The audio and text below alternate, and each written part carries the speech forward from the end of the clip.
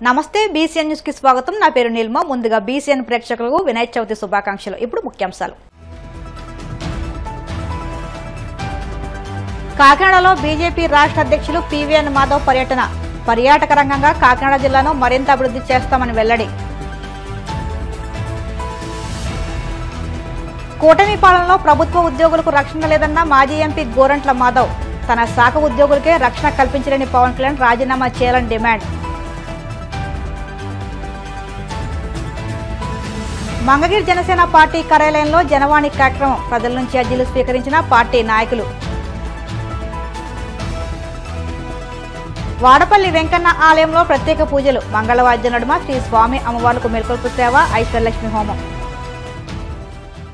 కాకినాడ సూర్య కళామందిర్లో నాయకులు కార్యకర్తలతో బీజేపీ రాష్ట్ర అధ్యక్షులు పీవీఎన్ మాధవ్ సమావేశం నిర్వహించారు। ఈ సందర్భంగా ఆయన మాట్లాడుతూ రాష్ట్ర అధ్యక్షుడిగా బాధ్యతలు స్వీకరించిన తర్వాత మొదటిసారి జిల్లాకు వచ్చానని, సారథ్యం అనే పేరుతో రాష్ట్ర వ్యాప్తంగా అన్ని జిల్లాల్లో పర్యటనలు చేస్తున్నానని తెలిపారు। జిల్లాలో పునర్విభజన తర్వాత కూటమి ప్రభుత్వంలో కాకినాడ జిల్లా శరవేగంగా అభివృద్ధి పదంలో ముందుకు సాగుతుందన్నారు। పర్యాటక పరంగా కాకినాడ జిల్లాను మరింత అభివృద్ధి చేస్తామన్నారు।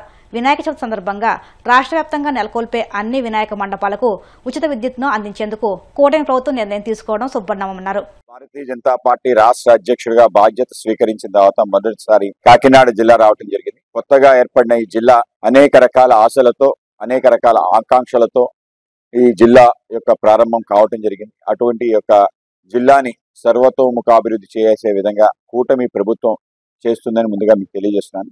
ఈ సారథ్యం అని చెప్పి పేరుతో మీ యొక్క పర్యటన ఇది 19వ జిల్లా। ఆ విధంగా అన్ని చోట్ల కూడా విపరీతమైన స్పందన వచ్చింది। కార్యకర్తలతో పాటు ప్రజలు కూడా పెద్ద ఎత్తున స్వాగతం పలకటం జరిగింది। అనేక చోట్ల అనేక మంది కలవటం, ఆ విధంగా ఆదరణ చూపించడం జరిగింది। ఈ సారథ్య పర్యటన ఏదైతుందో చాలా పూర్తి విజయవంతంగా కొనసాగతంతో పాటు అనేక రకాల వర్గాలను కూడా కలిసే ఒక అవకాశం, అలాగే అనేక రకాల విషయాలు తెలుసుకునే ఒక గొప్ప సందర్భం నేను భావిస్తున్నాను। ఆ విధంగా రాష్ట్ర వ్యాప్తంగా ఉండే అనేక సమస్యల్ని తప్పనిసరిగా వాటన్నిటిని కూడా పద్ధతిలో నివారించి ముందుకు తీసుకెళ్లే ప్రయత్నం తప్పనిసరిగా చేస్తానని మీకు తెలియజేస్తున్నాను। నిన్ననే ఒక గొప్ప ప్రకటన మన మంత్రి లోకేష్ బాబు గారు చేయడం జరిగింది। ముఖ్యంగా వినాయక చవితి సందర్భంగా ఏదైతే వినాయక చవితి పండాల్స్ కి కరెంటు అలాగే ఇతర విషయాలపైన చాలా ఇబ్బంది పెడుతూ గత ప్రభుత్వం అయితే విపరీతంగా ఒక్కొక్కరి మీద జరిమానా విధించింది అనే విధంగా అన్ని పండాళ్ల పైన వాళ్ళు విపరీతమైన ట్యాక్సులు విధించడం,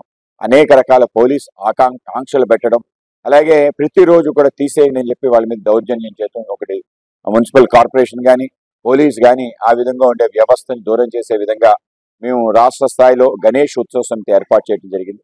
వాళ్ళు అనేక డిమాండ్స్ పెట్టడం జరిగింది। లోకేష్ గారు అలాగే ముఖ్యమంత్రి గారు ఇద్దరు కూడా అనుకూలంగా స్పందించడం జరిగింది। నిన్న ప్రకటన అయింది, అన్ని పండాల్స్ కి ఉచిత కరెంట్ ఇవ్వాలని చెప్పి ప్రభుత్వం నిర్ణయించడం ఒక మంచి పరిణామం।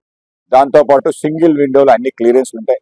ఆ విధంగా ఎటువంటి ఆంక్షలు లేకుండా ఈసారి గణేష్ ఉత్సవాలు చేసే విధంగా ప్రభుత్వం తీసుకునే ఈ చర్యకి నేను స్వాగతం పలుకుతూ హర్షం వ్యక్తం చేస్తున్నాను। ఆ విధంగా ముఖ్యమంత్రి గారికి అలాగే డిప్యూటీ ముఖ్యమంత్రి పవన్ కళ్యాణ్ గారికి అలాగే లోకేష్ గారికి ఈ సందర్భంగా ధన్యవాదాలు తెలియజేస్తున్నాను।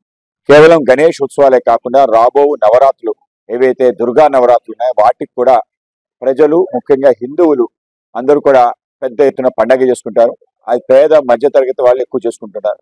బహిరంగంగా చేసుకునే ఒక ఉత్సవాలని ప్రోత్సహించే విధంగా ప్రభుత్వం ఏదైతే గణేష్ ఉత్సవ సందర్భంగా తీసుకున్న నిర్ణయాన్ని కొనసాగించాలని, వాళ్ళకు కూడా ఆ సమయంలో కూడా ఉచిత కరెంటు వివిధ రాయితీలు ఇచ్చే విధంగా ప్రయత్నం చేయాలని చెప్పి ప్రభుత్వాన్ని కోరుతున్నాం। అలాగే మన కాకినాడ సంబంధించి అనేక విషయాల్లో నరేంద్ర మోడీ గారు చేసిన ఏదైతే అభివృద్ధి ఉందో మనందరికీ కూడా కళ్ళకి కట్టినట్టుంది।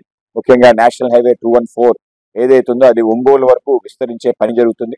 కత్తిపూడి నుంచి కాకినాడ వరకు యొక్క డిస్టెన్స్ ఏదైతే ఉందో 38 కిలోమీటర్లు ఎంత అద్భుతంగా ఆ యొక్క రోడ్డు నిర్మాణం ఉందో ఆ రోడ్డు కొనసాగింపుగా అటు అమలాపురం మీదుగా అటు బాపట్ల తెనాలి ఇవన్నీ మీదుగా ఒంగోలు చేరే విధంగా ఈ రహదారి తయారైనట్టు మన ప్రాంతం యొక్క భౌగోళిక స్వరూపమే మారబోతుంది।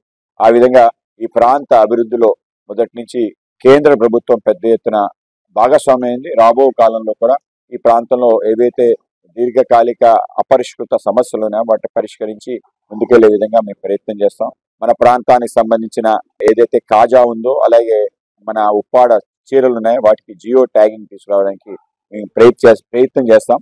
కూటమి ప్రభుత్వం ఆధ్వర్యంలో ఈ రెండు కూడా మన ప్రాంతానికి తలమానికైన అంశాలు. వాటిని ఆ విధంగా ముందుకు తీసుకెళ్లే ప్రయత్నం చేస్తాం. ఆ విధంగా కూటమి ఆధ్వర్యంలో కోరంగి ఫెస్టివల్ ఒకటి ఈ విధంగా చేసే ప్రయత్నం, ఆ విధంగా దానికి పర్యాటకులు ఎక్కువ వచ్చే విధంగా అది కూడా మేము కృషి చేస్తామని చెప్పి ఆ విధంగా మన ప్రాంతానికి సంబంధించిన అనేక విషయాలని ముందుకు తీసుకెళ్లే ప్రయత్నం చేస్తాం. అలాగే చాలా సంవత్సరాల నుంచి పెండింగ్ గా ఉన్న కాకినాడ సెజ్ ఏదైతే ఉందో ఆ సెజ్లో అనేక కార్యకలాపాలు, అనేక పరిశ్రమలు వచ్చే విధంగా మనం చర్యలు తీసుకుంటామని తెలియజేస్తాం. కూటమి పాలనలో ప్రభుత్వ ఉద్యోగులకు, పోలీసులకు కనీస గౌరవమే కాదు రక్షణ కూడా లేదని మాజీ ఎంపీ గోరంట్ల మాధవ్ మండిపడ్డారు. తాడేపల్లి వైసీపీ కేంద్ర కార్యాలయంలో ఆయన మీడియాతో మాట్లాడుతూ నాడు వైసీపీ హయాంలో గర్జించే పులిలా ఉన్న పోలీసులు నేడు చంద్రబాబు పాలనలో కొరలు పీకేసిన పాములుగా మారాలని ఆగ్రహం వ్యక్తం చేశారు. సమాజంలో శాంతి భద్రతలను పరిరక్షించే పోలీసు వ్యవస్థలో ఆడుకుంటున్నారని ధ్వజమెత్తారు. అటవీ సిబ్బందిపై దాడి చేసిన టీడీపీ ఎమ్మెల్యే బుడ్డ రాజశేఖర రెడ్డిపై చర్య తీసుకునే దమ్ము ఈ ప్రభుత్వానికి ఉందా అని ప్రశ్నించారు. తన శాఖ సిబ్బందికి రక్షణ కల్పించాలని పవన్ కళ్యాణ్ తన పదవికి రాజీనామా చేయాలని డిమాండ్ చేశారు. అందులో భాగంగానే నామ్ దేఖాతో బుడ్డా హై, ఉస్కా క్రిమినల్ హిస్టరీ దేఖాతో బహుత్ బడా హై. పేరేమో బుడ్డా, ఆయన క్రిమినల్ చరిత్ర బడా. ఆ బుడ్డా రాజశేఖర రెడ్డి మొన్న శ్రీశైలం ఒక పవిత్రమైన, యావత్తు దక్షిణ భారతదేశంలోనే ఒక పవిత్రమైన దేవస్థానము. ఆ దేవస్థానంలో తాగి తందన్నలాడేదే కాకుండా ఆయన అటవీ అధికారులను అడ్డగించడమే కాకుండా వారి జీపును లాక్కుని, వారి జీపులో ఈయననే స్వయంగా డ్రైవింగ్ చేస్తూ బాగా తాగడము, పైపెక్కే వరకు తాగడము, తాగిన తర్వాత అటవీ అధికారులను తన్నడము, అట్లా తంతూ కొడుతూ అడవంతా 4 వరకు దాదాపు తెల్లగయ్యే వరకు వీళ్ళను అటవీ అధికారులను తంతూ కొడుతూ వాళ్ళ జీపును లాక్కుని, వారి దగ్గర ఉన్న వాకీటాకీలను కూడా లాక్కుని, వారి దగ్గర ఉన్న ఎక్విప్మెంట్ను కూడా లాక్కుని విచక్షణారహితంగా ఒక జనసేన అతను ఇద్దరు కలిసి ఇష్టానుసారంగా కొట్టడం అనేది యావత్ ఆంధ్రప్రదేశ్లోనే ఒక సంచలనంగా మారిన ఘటన. అయ్యా పవన్ కళ్యాణ్, ఈ శాఖకు, అటవీ శాఖకు నువ్వే మంత్రివి. జీపు మీద కాదు అతను కూర్చున్నది, నీ భుజాల మీద అనేది నీ మైండ్లో పెట్టుకో. మొన్నొచ్చి అటవీ అధికారులు నీకు రిప్రజెంట్ చేస్తూ ఉంటే నువ్వు తల ఎత్తి పైకి కూడా చూడలేని పరిస్థితి, నీది దిక్కుమాలిన స్థితిలో నువ్వు ఉన్నావు. తల వంచుకొని వింటూ ఉన్నావు.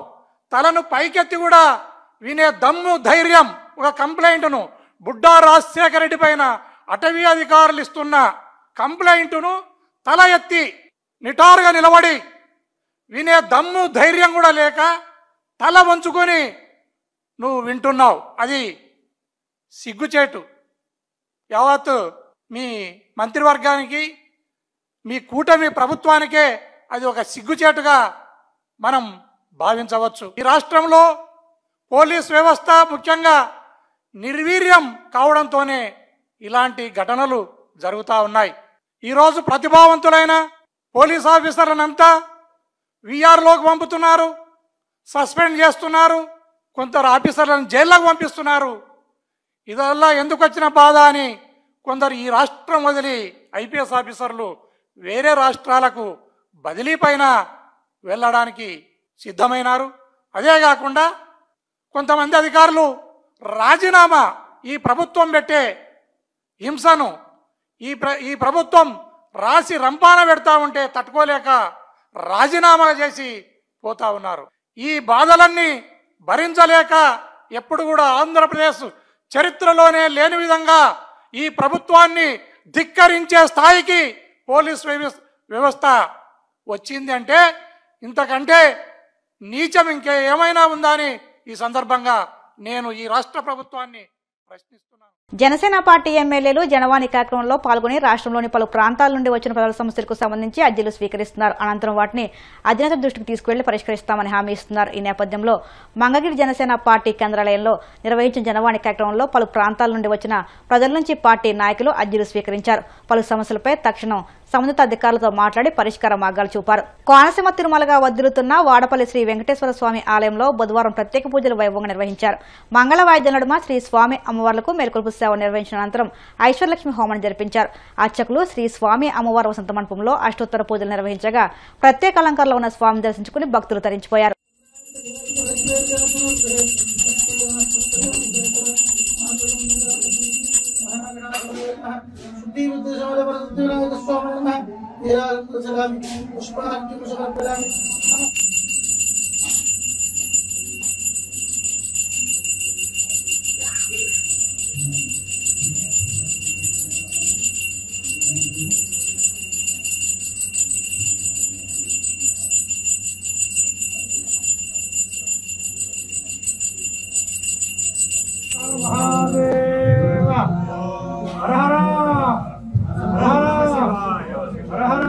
శ్రీ భూసమేత శ్రీ వెంకటేశ్వర స్వామి గద ఉండదు. ఇక్కడ మాత్రమే ప్రత్యేకంగా స్వామివారి గదాధరుడై మనందరికీ కూడా పుణ్యఫలం అనేటువంటి నానుడితో స్వామివారిని 7 వారములుగా దర్శించుకొని భక్తులు వస్తూ 7 ప్రదక్షిణాలు గావించుకుని తమ యొక్క కోరికలన్నీ కూడా కాబట్టి స్వామివారిని ఈ వసంత మండపానికి వాడపల్లి గ్రామానికి విషయమని చెప్పి ఆవాహన చేసి స్వామివారి కూర్చోవడానికి నవరత్నగతి సింహాసనాన్ని ఏర్పాటు చేసి అష్టోత్తర సంకటాలార్చన కార్యక్రమం జరుగుతున్నది.